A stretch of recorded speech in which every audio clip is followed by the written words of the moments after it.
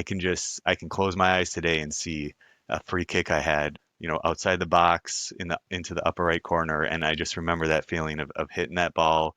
I think every soccer player has that feeling of when you just strike it pure and you get into the upper right corner or upper left corner. And then I just remember my dad being so pumped about it as well. He brought a sophistication to how to play soccer. And still, like the players in the talent pool didn't change, but his style of play and his discipline, his philosophy lent itself to the talent that we had.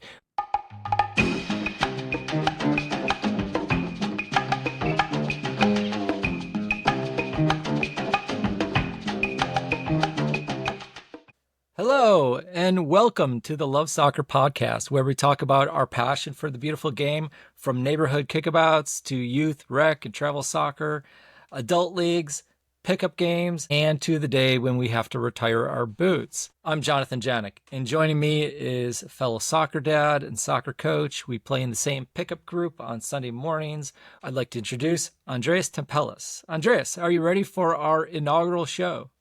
Let's do this, John. I'm excited. I've been wanting to do a podcast for 10 years, and I'm finally glad that I compelled or convinced someone to do this with me. So, um,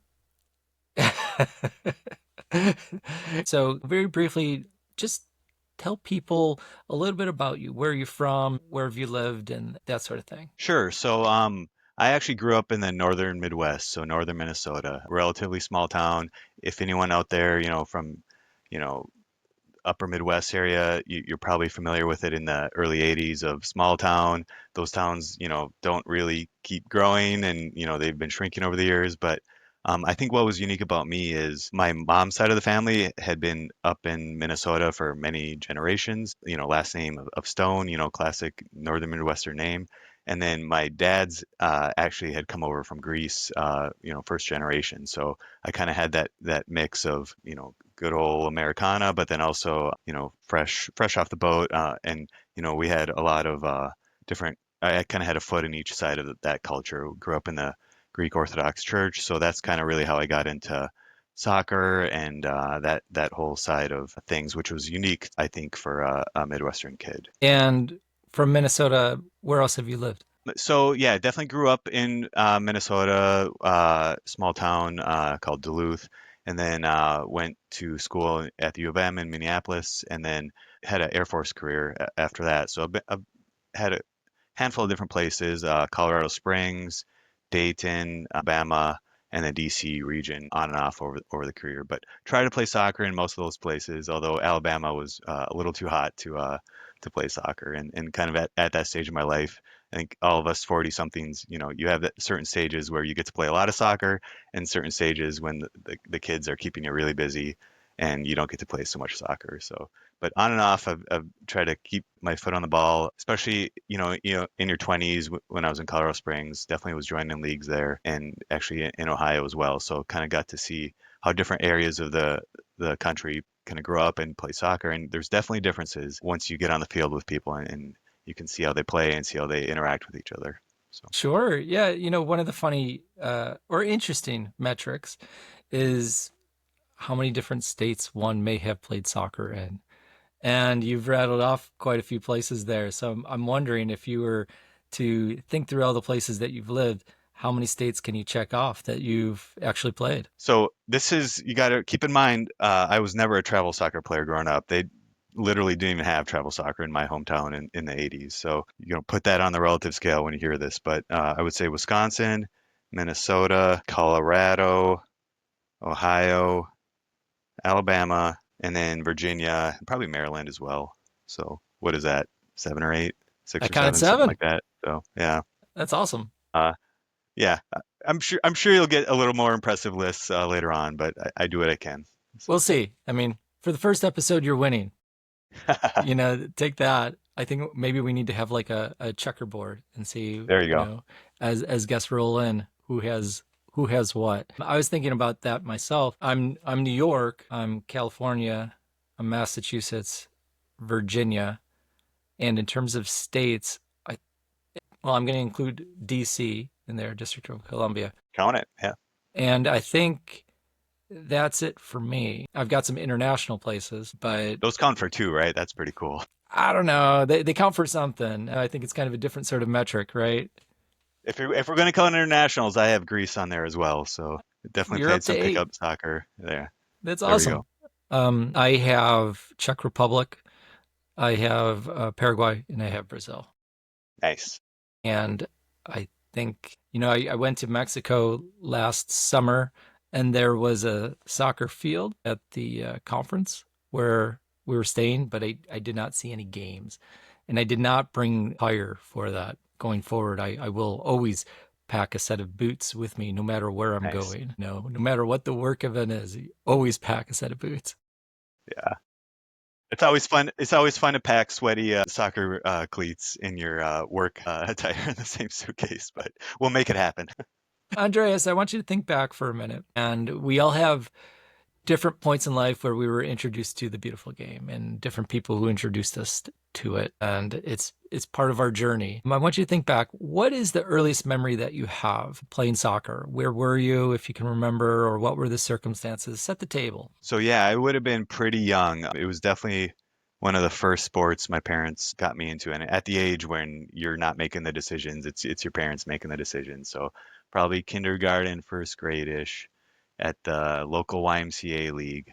So, as rec as you could be. But I remember I have a distinct memory of being in goal once. I was not a goalie, but it was one of those leagues where you got to play in every position. And apparently I yelled positively, I hope, but yelled the entire game because I was so excited and wanting to get involved, but I was way back in goal. So have one of those kind of embarrassing memories of my mom telling me afterwards, like, you got to be a little more aware of what you're doing back there because you literally yelled your head off the entire game. But that would have been like kindergarten, first grade-ish. And then probably the other memory after that was probably more like fourth or fifth grade.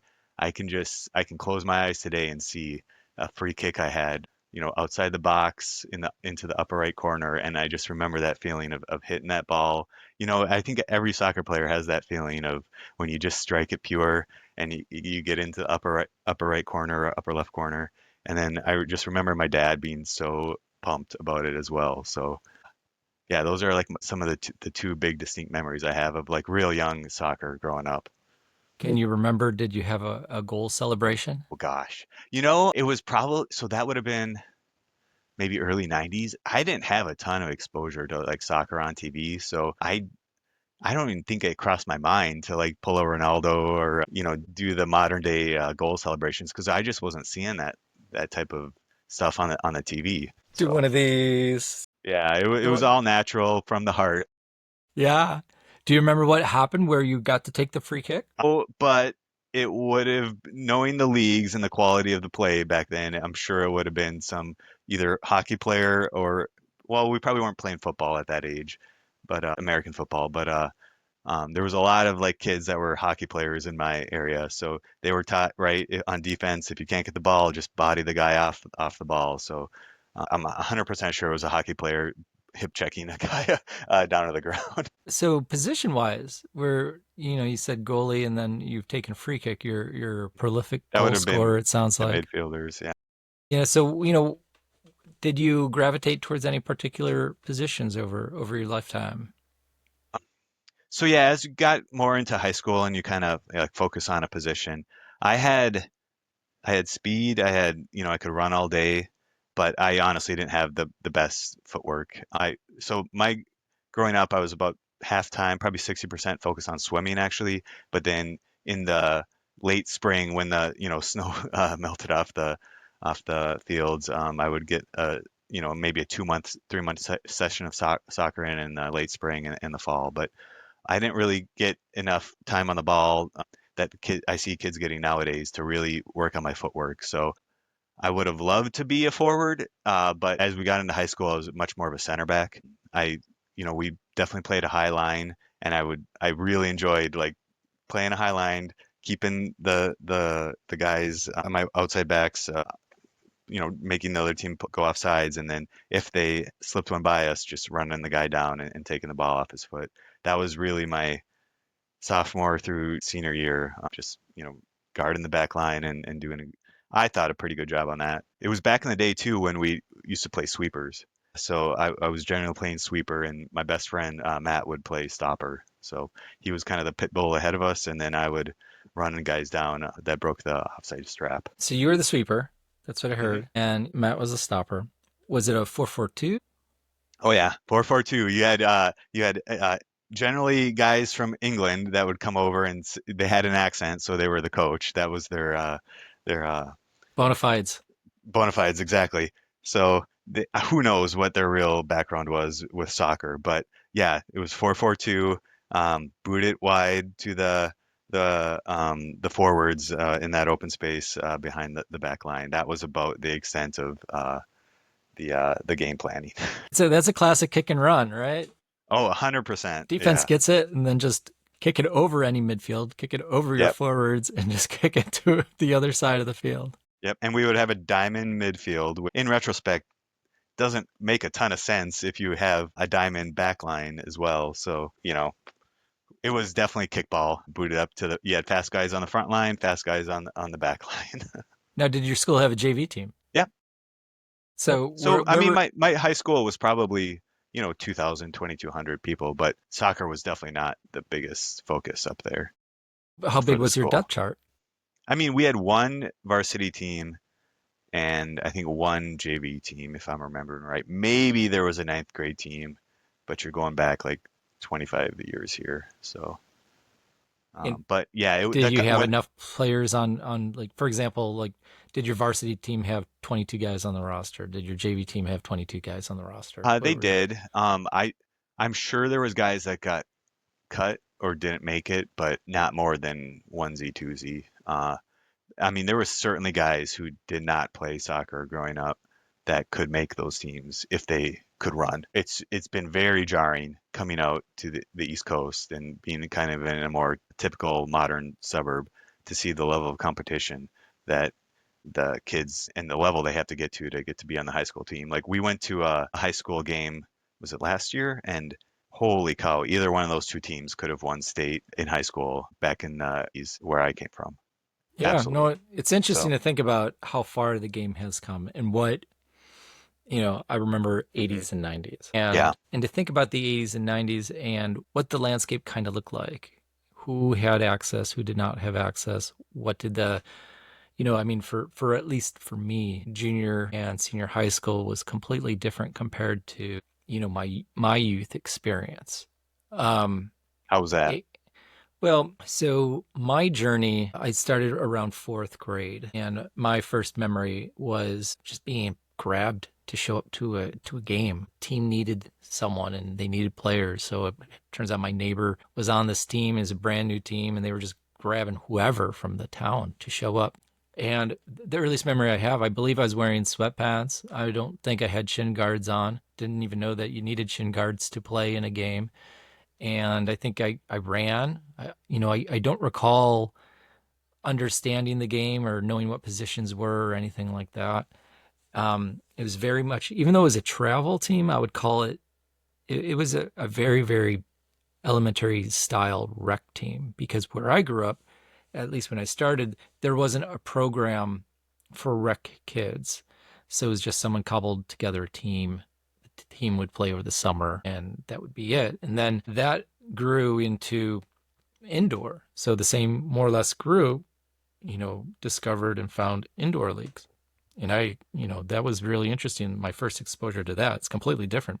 And I would describe this is in Western New York, and I would describe my career, at least in my youth, as being predominantly about the indoor game.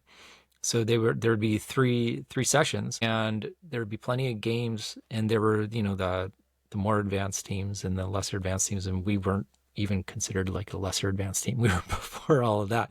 We would pull anyone. So we had girls playing on our team. We had people who had never dribbled a ball together. Our practice would be once a week. So I stayed.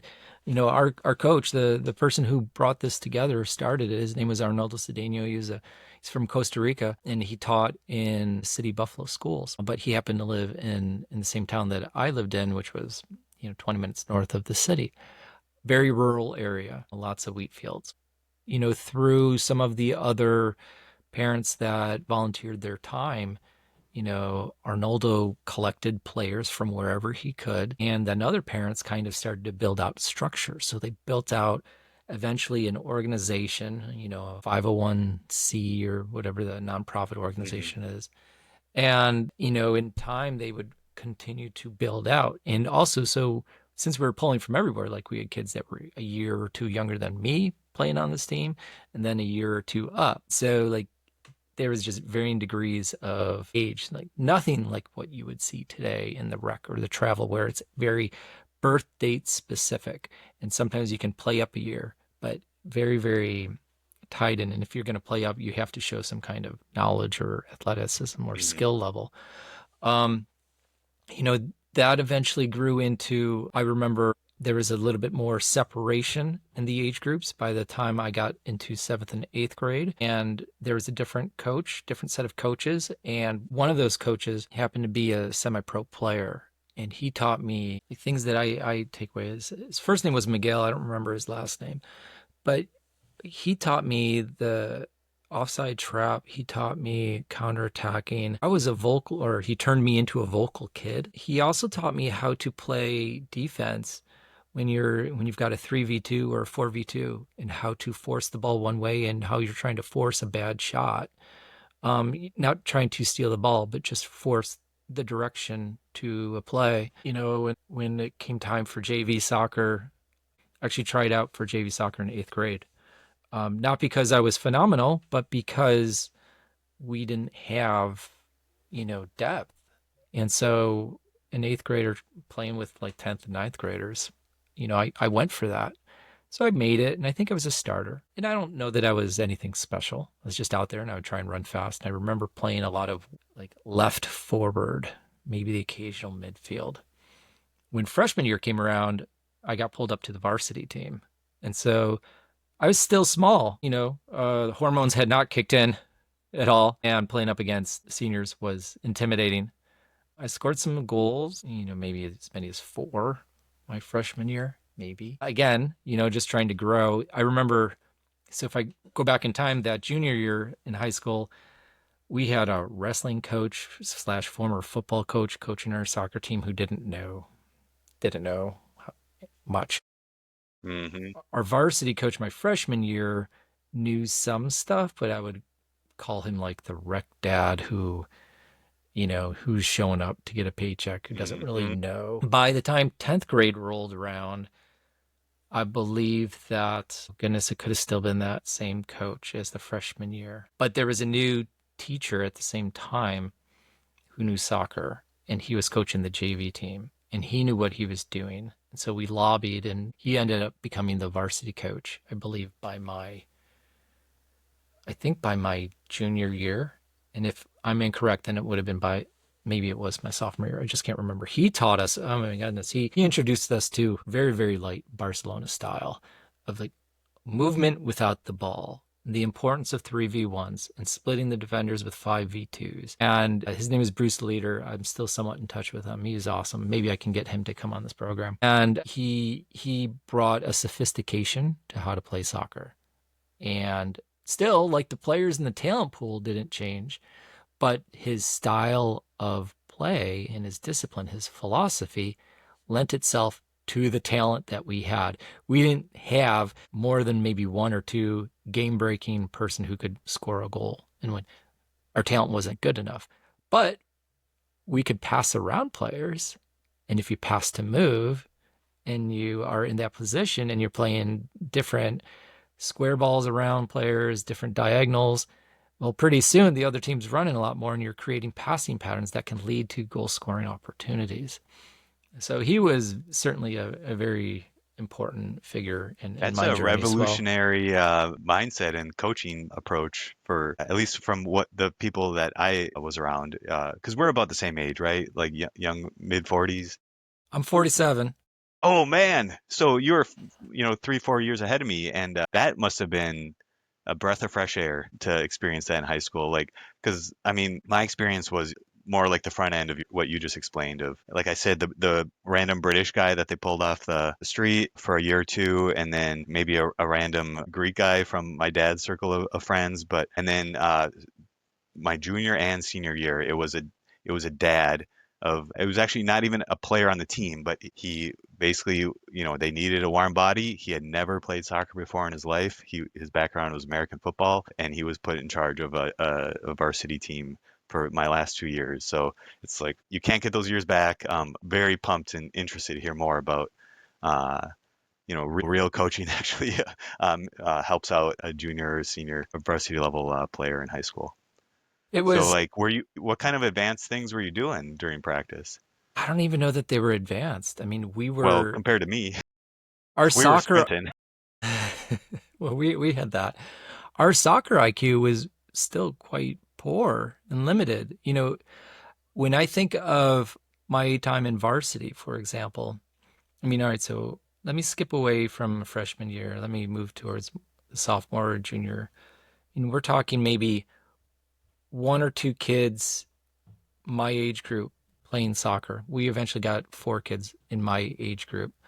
We're talking four or five that were the age group older, and then 3 years ahead. It's kind of comparable. So we were always at this shortage in terms of skill, technical, athleticism, the whole thing. The one year we had, goodness, we had an eighth grader on our team who was a very, very talented player, but he had no business going up against seniors. Like he just couldn't do anything against them. And he was a striker because he had excellent technical skills and strong, solid foot. But he really, on his team, he played defense. So I mean, just to kind of give you, just to kind of set that table. We focused a lot on 3v1 drills, 3v1 and 5v2 drills, where it's you're passing the ball to the cone, you're supposed to be there before the ball's even there, and so it's constantly moving when you don't have that possession. We would play like the keep way drill where you got to have possession and then you're trying to knock someone out of the square while holding on to possession with the ball. Those are things that I remember. We would do the 5v2 drills where, similar to the 3v1, we would just expand the space. And so, you're trying to get points by hitting a split ball through to someone, or sometimes there would be someone in the middle and you're trying to get the ball to the person in the middle. Those are the things that I remember offhand from. Now, there are other things. I mean, there's scrimmage kind of activities. They're small sided, like, bigger 6 versus 4, where you're using half the size of the field, where you've got the big goal, so your goalie's getting work. You've got two small coned goals at the halfway line, and the idea is like you're trying to work the offense, but you're also trying to work off your first team defense. So first team offense against first team defense, and then you got the other guys scattered around. Those are the major things that I recall. I mean, our corner kick drills were never anything fancy, quite frankly. They weren't anything special. Goal kicks, I don't really remember much in terms of that. I do remember a game where, um, you there's a handball and you're instantly like, handball, right? You're raising your hand. You want the referee to call, especially it's in the box, and the coach is yelling like, just play the ball. You could have scored. My time during the course of, youth soccer up until, say, senior year of high school, I played. I played all kinds of different positions. I would say that earlier in my youth age, I think that I was more of the attacker in the like a three defense, three attackers kind of setup. Seventh and eighth grade, I was used as a fullback or as a sweeper. And with Hmm. the fullback, our team, I remember this one particular team, we were quite bad. We just didn't have the skill or the technical or the athleticism. And I remember being on the outside, but he was trying to teach me how to be that attacking fullback and counterattack, where we would get the ball, it'd go up, and he's like sprint forward, and he would try and leverage that with me. When in the I'm going to skip over junior high because it was only one season, and once senior high school, or once the varsity team came around, I mean, I think I played kind of everything. I was still more in the attacking end. We had other people to play defense, so they moved me forward. I spent most of my time in midfield, usually center midfield. Sometimes I'd play up. It's kind of based on needs. We had this foreign exchange student, Johan. He Okay. was plugged right into center midfield. He was fantastic. So he'd be center midfield, and that would be more an attacker. And then we had one or two other guys who had exceptional technical skills, and they were younger though. And then we would have like this other guy, Brian Neubauer, who kind of anchored our defense. And then, other people kind of like filled in as their roles. There's another boy, David Cedeno, who was the son of the youth coach, right? Who, introduced me to the game of soccer. He was a wing player. And one of the best goals I remember, you know, the first half, David had been screaming all day. He's like, I'm open out on the wing. And like, we were just playing in the middle and losing the ball and not doing anything. And our coach said, the wings are open. Just pause when you get the ball and place it out wide. And I don't think that there are any goals scored yet in this particular game. I received the ball and I was kind of on the slightly center left area in the middle of the field. And I hear him shouting and I turned, I paused, I knocked the ball wide right. So it was kind of like a complete switch of the ball. He had acreage of space, so he just took it up the wing. I kind of just jogged and ran up, kind of in stride with what he was doing. And he got to like close to the point when you're supposed to cross it in. And I think I was yelling for him to cross. And he gave this beautiful chip. And it was in perfect with my stride. I hit it off my head somewhere near the penalty box area, in between the 18 and the penalty box area, right there. Like I didn't have to jump for it. I'm just running, hit it, and it went upper left corner. Nice. And that goal was awesome. It got caught on video camera. I watched that video over and over and over and over. And at the time, you could get videos converted into, it was harder to do it, right? Because we were on VHS, but you could get them converted into photos, and we got like a 4-sequence photo. And there's the goalie completely outstretched on the ground, like did not have a chance. And it was a gorgeous ball he gave me. And to this day, I still can't believe And now you're that. hooked for the rest of your life.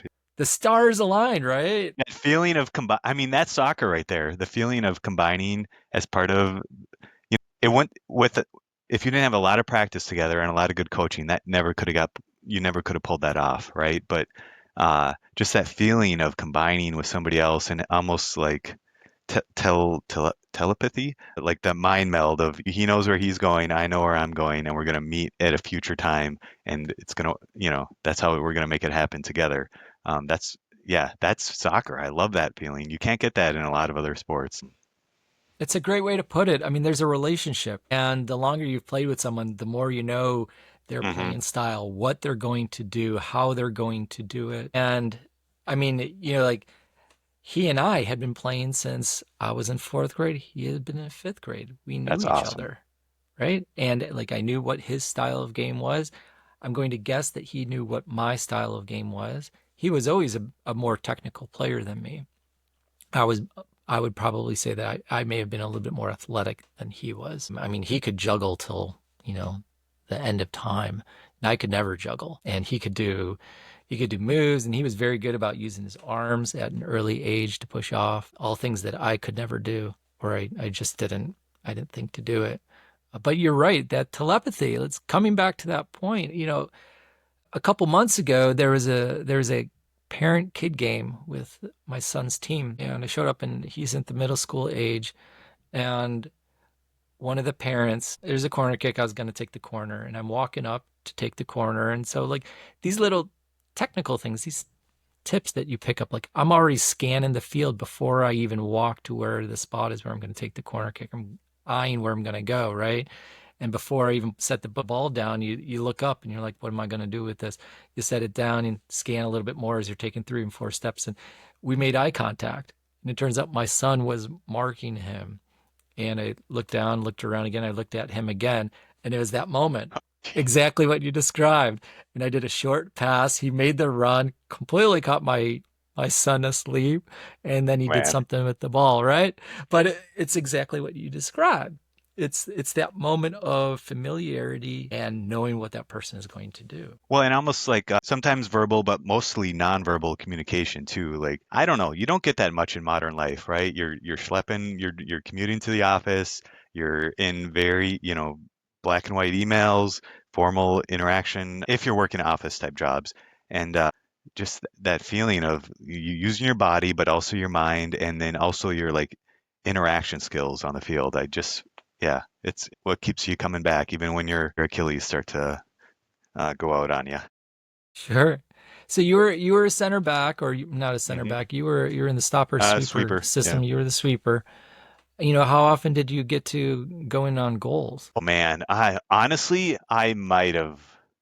I kind of doubt I actually had a goal in my high school career because I was always the furthest one back, and I was the fastest guy on the team too, right? Especially after second or third step. So, you kind of keep that guy towards the back. But just going back to that, like to let we had that going. Now that we're talking about it, I really had that going with my defenders, especially the stopper ahead of me, and just that nonverbal communication of, okay, you're the stop, hey stopper, you know you need to be the pressure guy here, and I'm gonna take this two steps to be cover in a different place on the field because you've done that, and just that kind of nonverbal dance. It feels, yeah, yeah, it's a great feeling, and it's something you don't get through the modern or outside of soccer is what I'm trying to say. So, but you also talked about the international student. I was smiling at the time you said that because yeah, we had the same thing. We had a guy from, I think he was from Colombia. If I'm remembering right,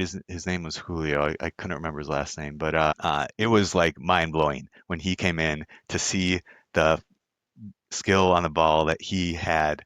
And you find out afterwards he did not even consider himself a soccer player in where he came from, but he came to northern Midwest and he just blew us away with what he could do on the ball.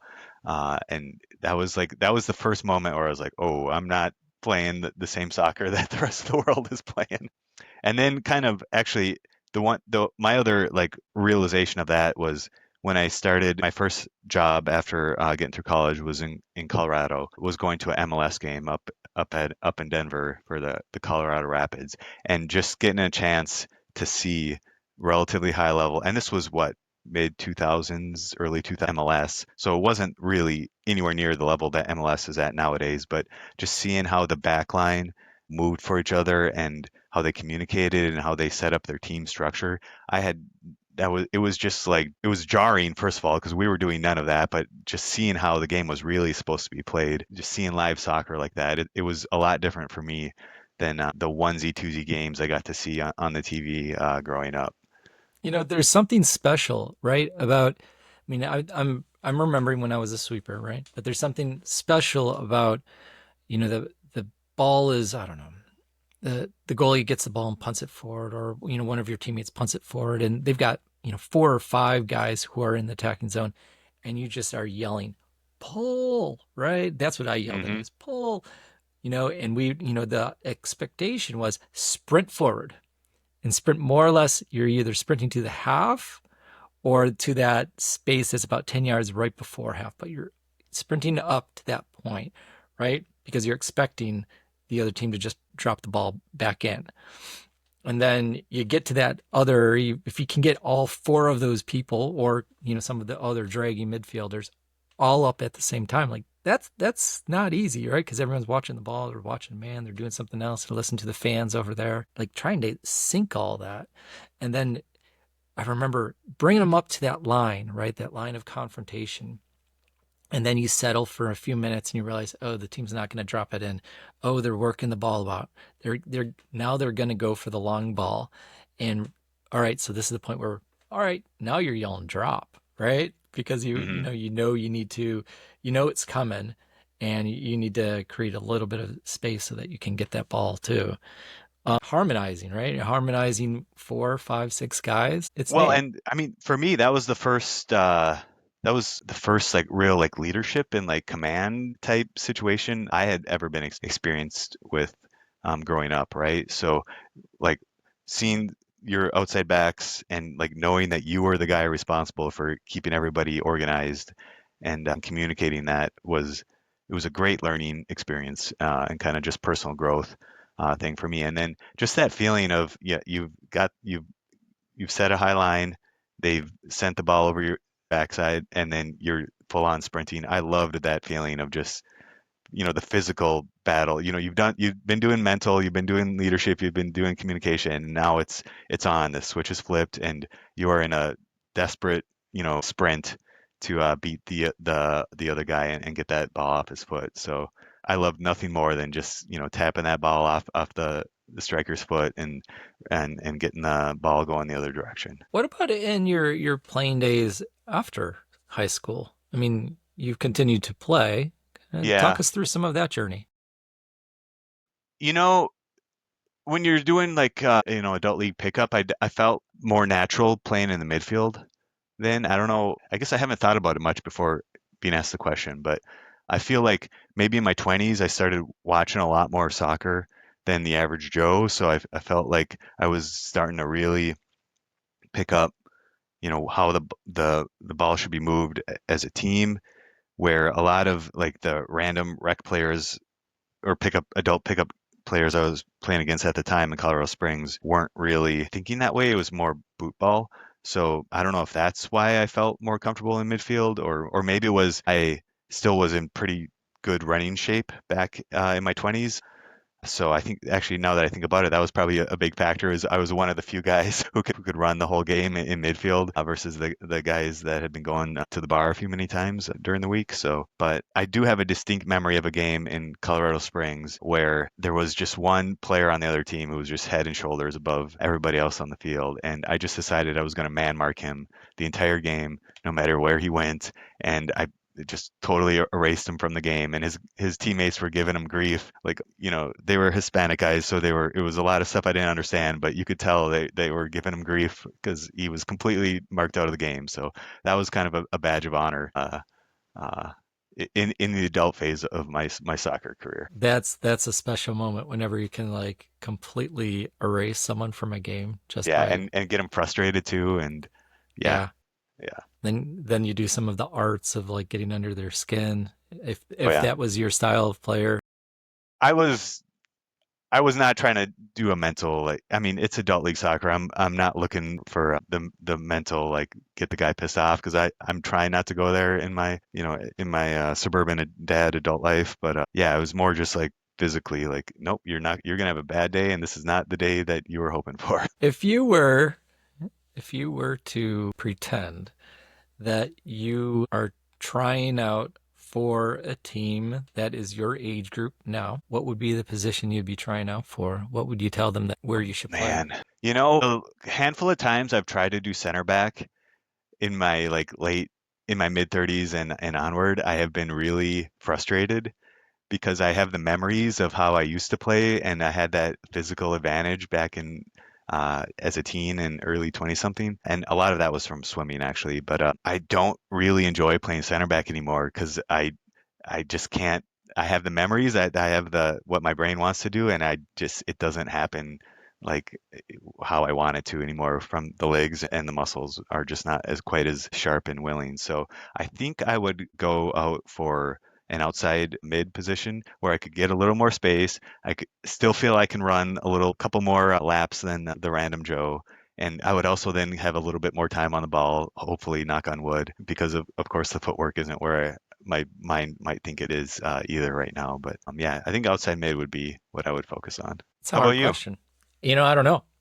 I gravitate towards the attacking part Hmm. of the field. So I'm assuming everyone that I'm trying out for is 47 years old, that they all have to go to work on Monday, so they're not looking to break knees or anything like that. I still think that I am a blend of counterattacking player. Like I love running hard at the opposing team. I like to move the ball very quickly up the field. And then I'm okay with possession, but I like to get it in the attacking zone really quickly. There's a part of me that says, attacking wingback makes sense, winger makes sense.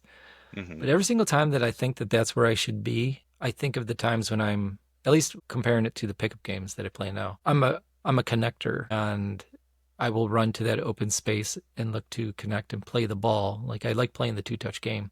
Goodness, going back to the conversation we had 20 minutes ago, I mean, that is something that my high school coach, Bruce Leader, taught us. Talking about drills, he emphasized the two-touch game.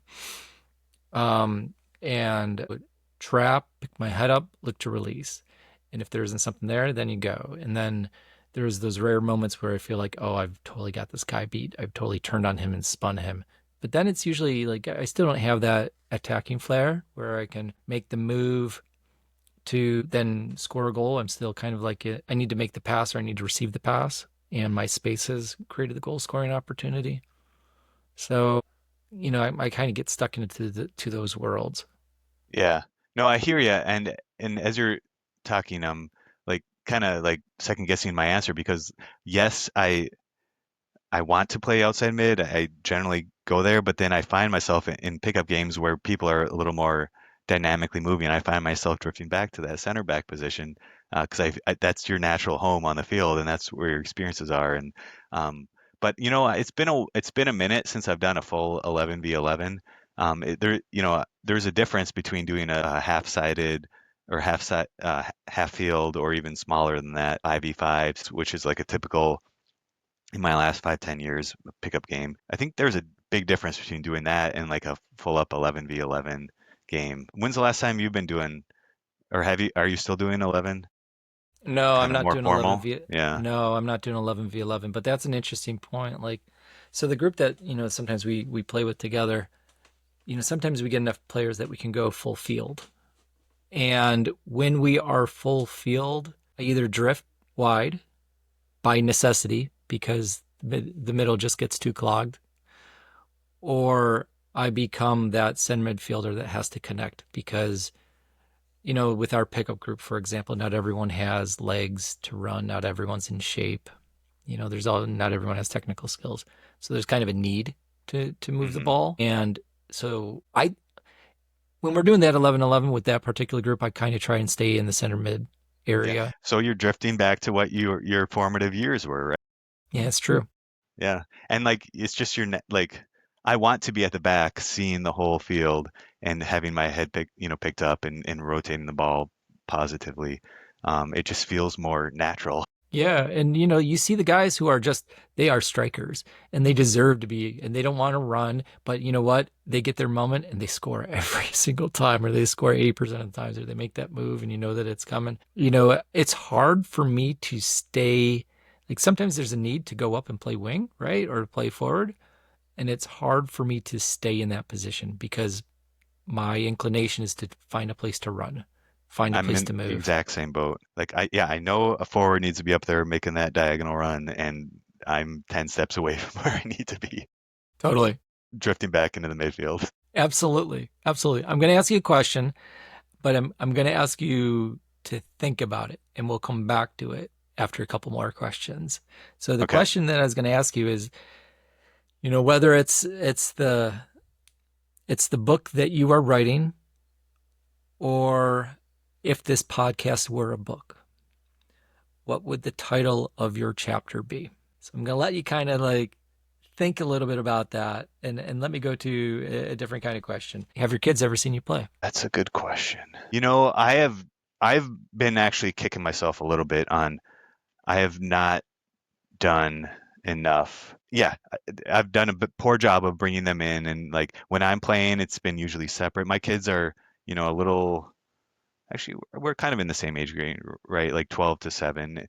So I'm starting now to the younger end of the kids are starting to become a little more functional, right? Where they're 3, 4, 5, it doesn't matter, right? But they'll see me like on the ball messing around with it, and like we'll juggle together. We have a goal in the front yard.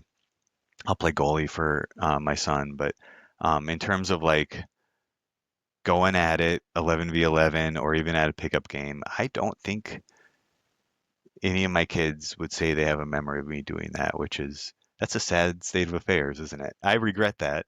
We're gonna have to work on that.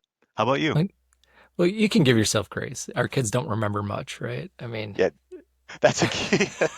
They don't care about their um, parents. when my first son was born, I was playing in an adult promotion relegation league in Massachusetts. And I know that when he was tiny, he saw me play. Now, of course, he was, what, 1, 2 years old. He's not going to remember that. But I know that he was out on the sideline, and that felt special.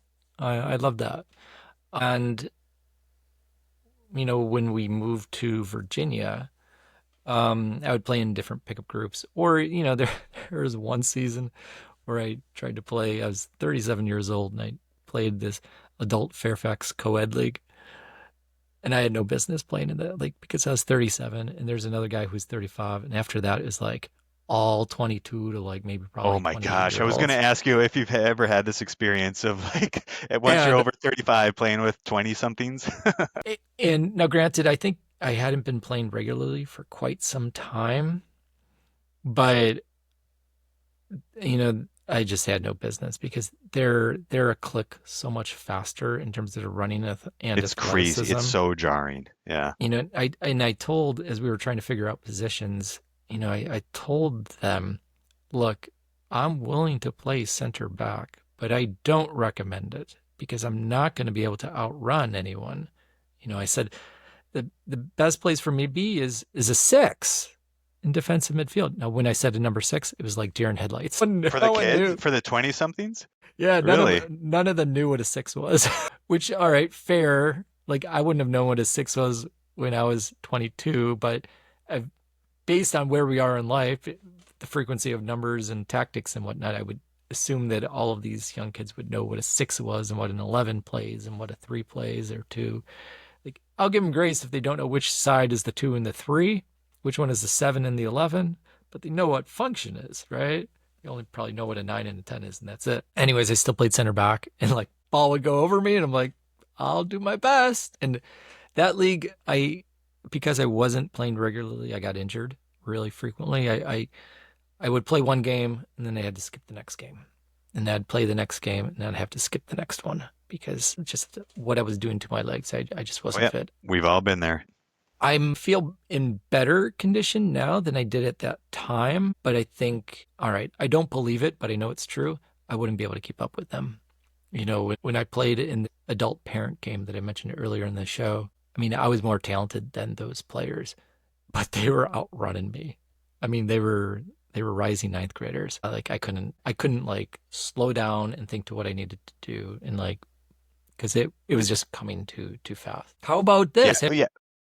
Have you ever played with a parent? Played with like my own parent. So, my dad was definitely he very much enjoys watching the game, but like in when I was a kid growing up, he owned it was a very stereotypical Greek family restaurant, right? A lot of that happened all over the country, right? So he was always working, the dinner rush, and he was not around a ton during the week to play soccer with. So, and he kind of, he also had that kind of old school vibe of like, when you're an adult, you're working, you're not, playing games. So I did not see him ever out on a field. And, it was 80s and 90s in northern Midwest. That was what adults did. There were certainly no adult league games in my hometown at all.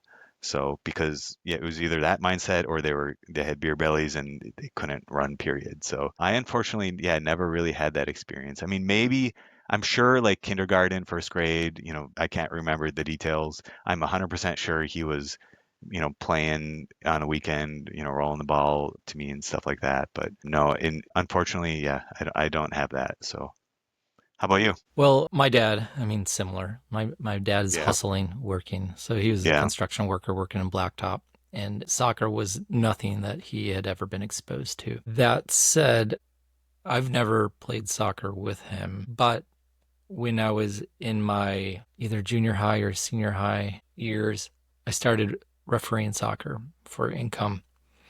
And one of the first opportunities was like this pickup game, this adult pickup game that needed a referee.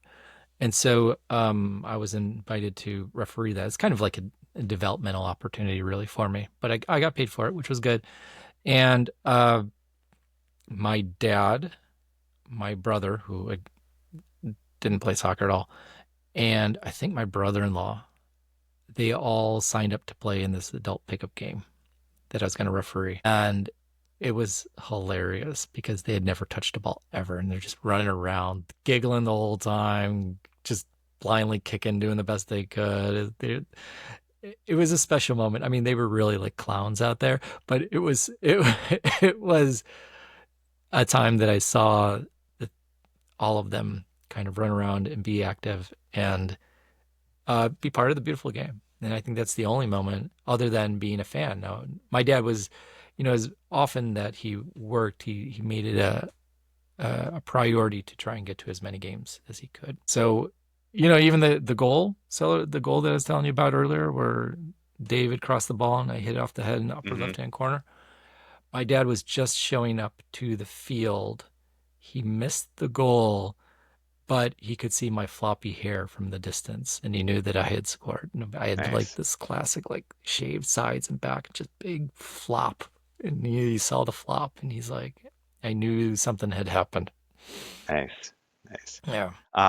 Yeah, that reminds me of how, as we get older, we're coaching our kids through rec and stuff, and they had always, the organizations or even online will always recommend to have a parent-child game at the end of the season because it gives the parents a much greater appreciation of the difficulty of the game. And, it's so easy from the sidelines to get frustrated or, say, come on, kid, you should have done better there. But the kids will burn and dominate the parents 9 times out of 10, unless the parents have soccer background. But yeah, it is always funny watching people who have no background with the game at all try to do even the simplest thing out there because it does give you a big appreciation for the skills you develop and then that you're teaching others. I agree. I agree with everything you said. Before we wrap up, let's revisit that question, the title of your chapter. Do you have any ideas that came to mind? So this would be I think what it is for me when I look at my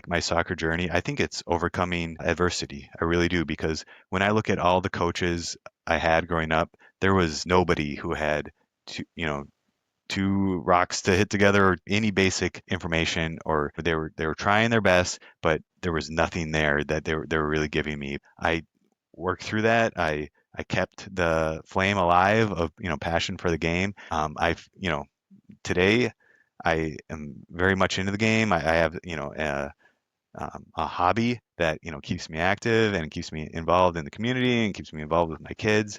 I don't know. I think about that and I think, I wasn't doing travel. I wasn't doing 3, 4 days a week of practice as a 8 and 9 and 10-year-old like we see with kids nowadays. But it allowed me to mature as, with the game and stay my sense of self was wrapped around soccer still, even though it wasn't at the highest level. And maybe I didn't know it wasn't at the highest level when I was growing up, but I got as I kind of came out into the world in my 20s, I saw that it wasn't, but I still had that flame and had that desire to stay involved with the game. So um, I'll always have that, little bit of a question of, oh, if I would have had better coaching, if I would have had grown up in an area where it was more of a focus for the community and more of a fabric of the city, what could it have been like? But, um, you know, I, I wouldn't take anything back. I love the game. I can still do what I want to do with the ball. I can still show up to a over 40 pickup game and hold my own. I think. Uh, Yeah, you do. uh, I appreciate that. So yeah, overcoming adversity, overcoming poor coaching. I like it. Love it. Yeah, Let's put it in print. Well, Andreas, I had a lot of fun with this conversation. I hope you did too. yeah, this was good. It's always good to chat, John. And And it came. There were some good memories that we pulled up through this conversation. it's a legacy project. December. All right. Well, thanks again for participating. And, to our listeners out there, if you liked what you heard, do what you do on social media. Share, click, comment. We're here for you. Until next All time. right, cheers, John. It was fun.